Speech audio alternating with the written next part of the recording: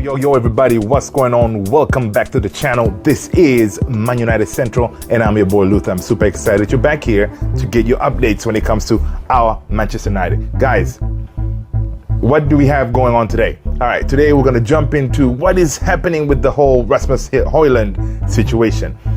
Is he in? Is he already part of Ten Hag's team? We'll see. And then also we're going to see what's the deal when it comes to Amrabat, because you know that's another target for Ten Hag in that midfield, right? And then we're going to see if we have any outgoings, because guys, we need to get rid of this dead wood in our team. That way we can get some money in. All right, that being said, let's jump in. All right, so let's see what's going on with Rasmus Højlund. So I'm reading reports that Rasmus Højlund has his heart set on United, but is flattered by PSG interest, right? So, obviously, some of you know, United, we've been talking to Rasmus Højlund. We're trying to finalize that deal, but also hot in our heels is PSG. PSG is, coming down fast, trying to, secure Rasmus Højlund's signature. So let's see how far Manchester United have reached in the discussion with Atalanta on getting Rasmus in, right? So according to Fabrizio Romano, it's saying that understand Manchester United sent first verbal proposal to Atalanta for Rasmus Højlund worth 60 million. The package of 60 million euros that's the package that we presented, right? The structure is 50 million fixed cash, right? Plus 10 million in add-ons, right? Atalanta wanted at least 70 million, right? I like the way we did this, right? We said, look, here's your 50 million. And the good thing is Atalanta already brought in a striker. So, they're good. So we're going to give him the 50 and then 10 million add-ons, depending. Say add-ons could be the number of goals scored, if he wins the Ballon d'Or, that kind of thing, right? So, yeah. And then also, in that same token, Fabrizio said, so our bid is 50 plus 10. PSG also, they put in a bid from his camp, and basically from PSG's camp, they only did 50 million, right? Because PSG, Man United, we all know what Rasmus brings. He's still young, he's still developing, right? So we know the number that Atlanta is asking, that 70 million, or we saw other reports it was like 80 something million, is ridiculous. Nobody's going to pay that much for this kid because he's still developing, right? So so PSG, they're only going to do 50, they're not going to do add-ons. So just that fact right there, it gives us an upper hand, because we know, okay, at least we're getting kind of close to what Atalanta is asking by doing that 50 plus 10 in add-ons, right? Now, also, there are reports that by making that bid and the work that Ten Hag has put in on this kid for a long time, talking to him, explaining how he's going to develop him, and Rasmus being a child since childhood, a Man United fan, Rasmus has already, his mind is set on coming to Manchester United, right? I'm seeing, I saw some reports, if they're true or not, but on Instagram and stuff, he's been liking, some of United's players and what United is doing. He keeps on liking. So, his mind is set, right? So let's see what Ben Jacobs he's saying. So basically, Ben Jacobs on Twitter, he's saying that Manchester United remain optimistic on Rasmus Højlund, as previously reported, right? And basically the ballpark of how much we're willing to spend for this kid is about 60 to 65 million is the ballpark, right? They are hoping to get the deal done. Further talks incoming following the verbal agreement. So basically, further talks will continue. That bid that we put in was verbal; it wasn't written, right? So, so we're gonna continue talking to them. The game plan here is this, and United camp, they believe that they can have Rasmus Højlund secured, signed, and ready for that Wolves match, right? Because after yesterday's match, the way we played, it emphasized again how much we needed a striker ASAP, right? And Ten Hag, I'm sure after that game, he was on the phone talking to John Murtaugh. Said, "Listen, Murtaugh, we need a striker here. All right, we played kind of well, but we're not finishing. We don't have that finisher, right? And the plan is this: that if this kid comes in, Rasmus Højlund, yes, Rashford is still gonna play the number 9 while Rasmus Højlund is developing slowly, right? We're not gonna just throw him to the Wolves straight up, from the get-go.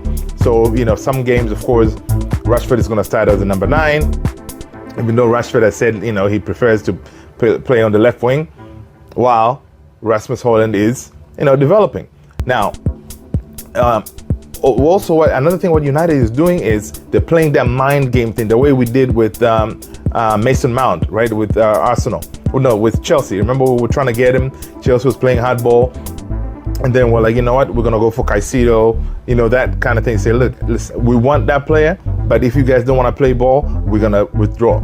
So United is doing the same thing, I'm thinking, because they've been putting some messages out there that, look, United has a target, and the second target is Rando Colomwani from Eintracht Frankfurt, and as an alternative, right? So basically, United is telling Atlanta, listen, you guys need the money. Here's what we're trying to offer. But if you don't want to bring in your fee down, we're going to go to this other target, which is Colomwani. So I think that is kind of bluffing, trying to, force Atalanta to make the decision, come to the table and finalize this thing as soon as possible. That way, everybody can go their own separate ways. Atlanta gets their money. But of course, United is not going to overpay, because another reason that we cannot overpay more than that 65 million is this financial fair play situation. We cannot spend that much money because we didn't really bring in that much money. But the good thing is, there's some us selling Elanga, it may have helped us a little bit, give us a little bit of wiggle room, but still, we need to stick to that number, like not more than 65. We cannot overpay. Like back in the days, Ed Woodward, we go to a player, whatever player want, whatever number they give us, we just give him and then give him this crazy salary, right? So that looks like that's not going to happen anymore. Now, let's talk about Amrabat. Amrabat, according to Fabrizio Romano, he was saying that still there's no any verbal agreement or bid put in by Man United when it comes to Amrabat, but he remains a target for Ten Hag 100%, because just another thing, if we had a player like Amrabat yesterday, he could have been the one coming in, someone who's more defensive, combative, aggressive. He could have fit very well in that midfield with Casemiro, right? Instead of bringing Eriksen, right? So Amrabat is still the target.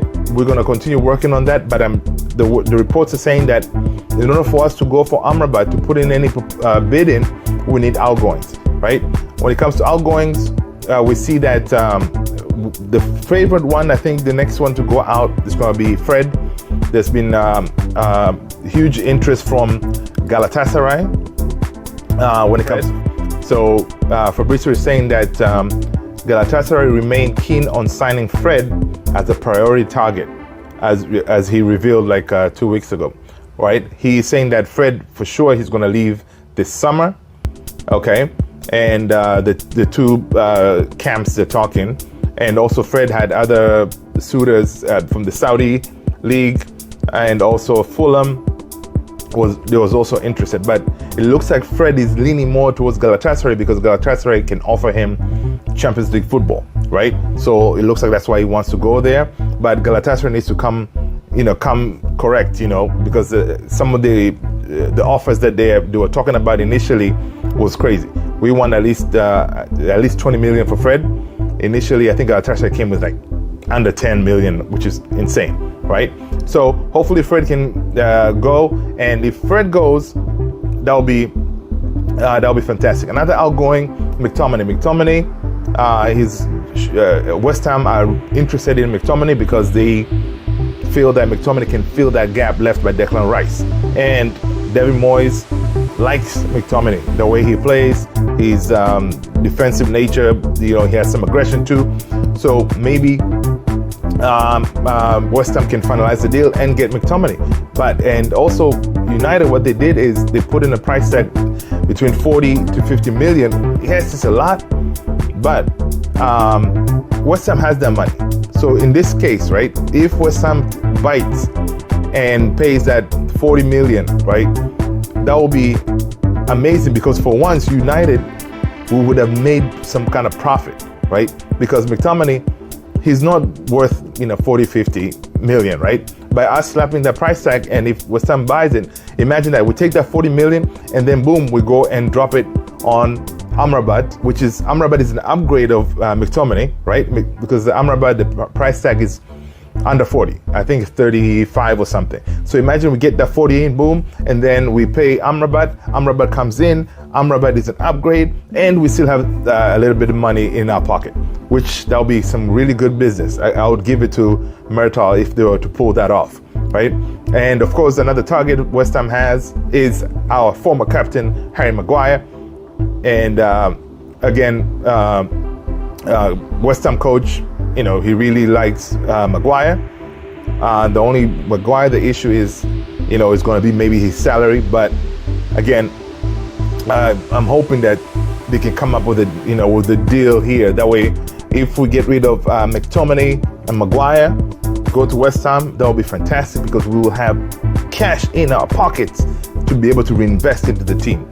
So those are the main really topics that I wanted to jump in today. It looks like, for as far as outgoings, I can see those three: Fred, McTominay, Maguire can go. Of course, Eric Bailly is definitely going to be another one that's going to leave this season, and that would be pretty awesome.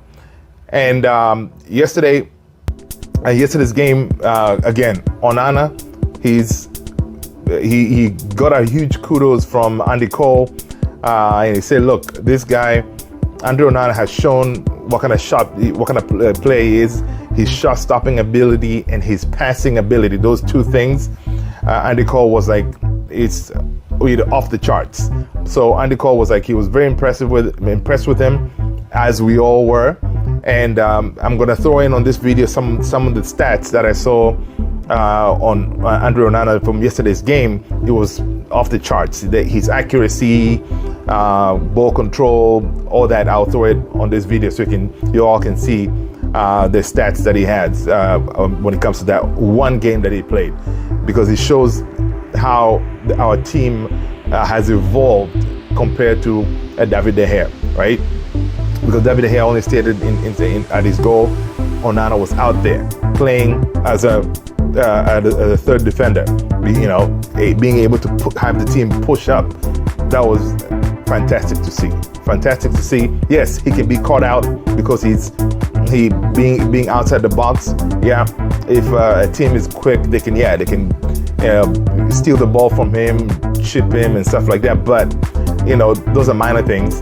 Yeah, I think in the grand scheme of things, the way the team is going to learn to play with Onana is going to be amazing to see how we're able to press teams inside their half, right? Of course, yesterday's game, it highlighted that main issue that we had since last season, that the final third, right? Being lethal in front of goal, converting those chances. That has been our problem, and it still remains our problem. So hopefully Rasmus Højlund can fix that problem. Guys, if you don't mind, if you're watching this up to this point, make sure to share the video with your friends, family, YouTube, WhatsApp, Twitter. Share the video, that way they can also enjoy. And also do me a favor, smash that like button. Don't forget to subscribe and hitting that notification bell. That way you do not miss any new videos coming out of this channel. Thank you so much, guys. Peace out.